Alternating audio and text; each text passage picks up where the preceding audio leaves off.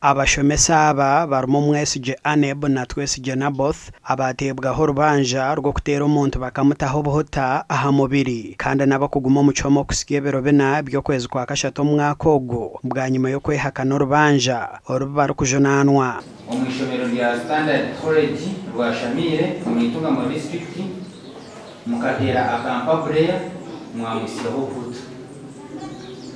ababiri aba nibajunaanwa okuteera omwegi Brian Akampa ow'emyaka 16 omwegi wa senior ya kabiri orikujunaanwa okutoroka ah'ishomero rya Standard High School rwa Shamire bitu bwanyuma akija akagaruka ah'ishomero.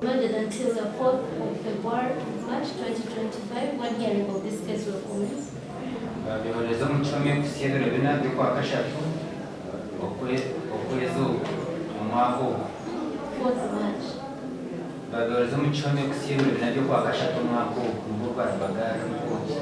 Ntungamo State Attorney Nambusi Mariam yahamya okucondoza aha rubanja oru kukwahwire ekikorwa ky'okuteera omwegi ogu kireeberwe munonga aha mikutu ya za internet kandi n'omuduumizi w'amahe General Muhoozi Kainerugaba akashaba polisi okukwata abashomesa aba.